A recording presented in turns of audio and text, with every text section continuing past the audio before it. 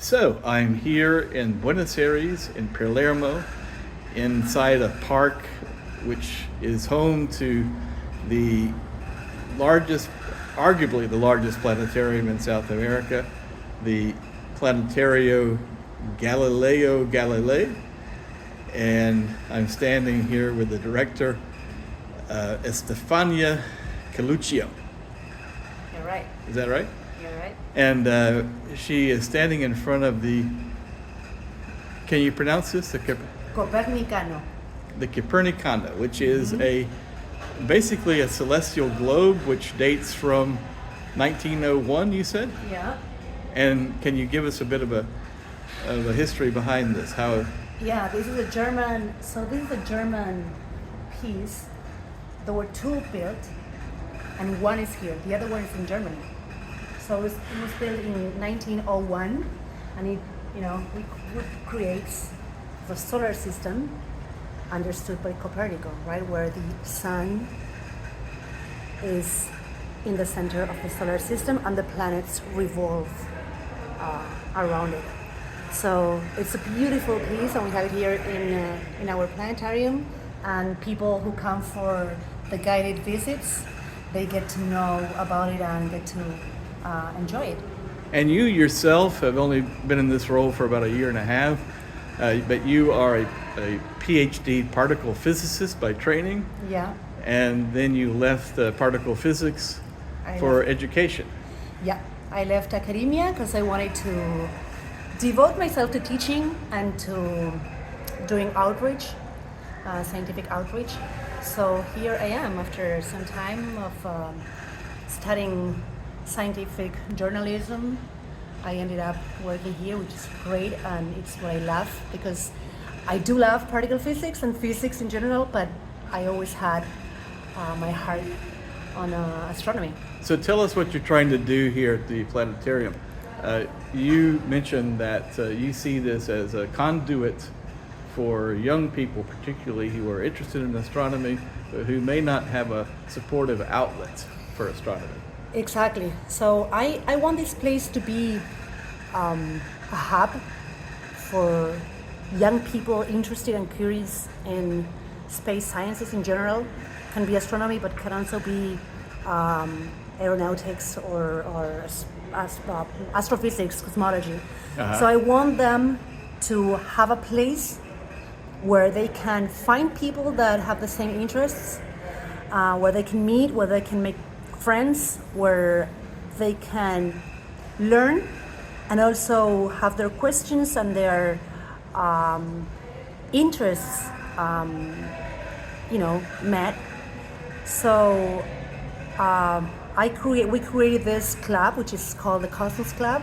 Cosmos for them, Club? the Yeah. Cosmos Club. Yeah. So we get together in this social media called Discord, and we all Called share Discord. Discord. I'm so out of it, I didn't realize that this social media app even exists. It's called Discord, Discord. Exactly. And it's international as far as you know. Exactly. And so we meet there and we share with them from information, about astronomy to information about a career that is opening in university or whatever they might find interesting. And we tell them about all these events that we hold here at the planetarium. So yeah, it's fun. It's really nice, and there are already more than 200 teens Who are signed up for this? Yeah. So you told me three things. Number one is we just went up to the full dome, which is very impressive, where you had a show going on, and the narrator was discussing Galileo, obviously, and then you say every time the dome is open for a show, pretty much it's full, 250 people. Yeah. And then you do two other things. You have two courses. Yeah. Tell us about the courses.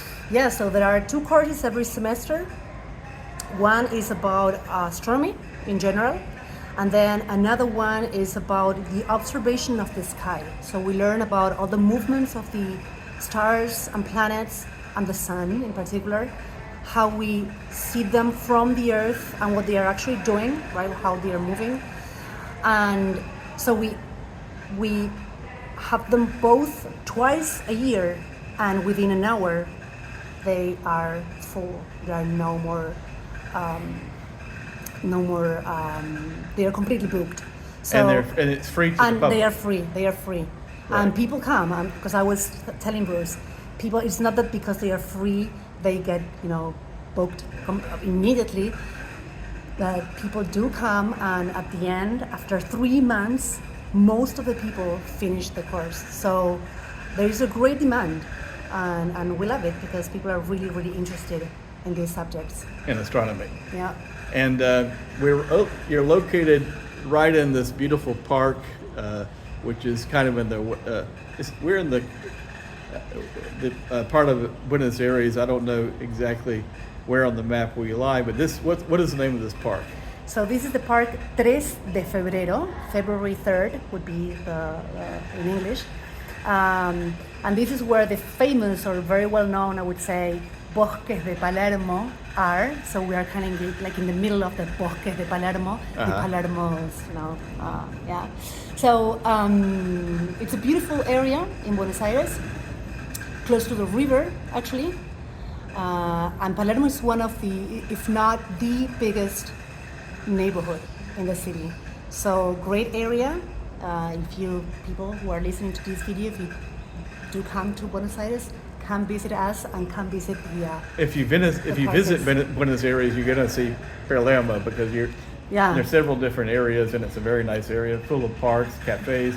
There's a great cafe just across the way, Selena Cafe, which I've been to a couple of times. Yeah. And I think it's new, so it's kind of popular. But well, continued good luck with the work here. Thank you. I'm Bruce. glad we're kind of, if the noise in the background, unusually we're in the middle of a rainstorm. So Yeah. that actually is some sort of wind blowing against the windows. But thank you so much for taking the time to speak to me. Thank you, Bruce. And thank you for coming. Yeah, And you're more than welcome. and Come back again. And I encourage everybody, if they get here, to come take a look. Sure. Bye bye.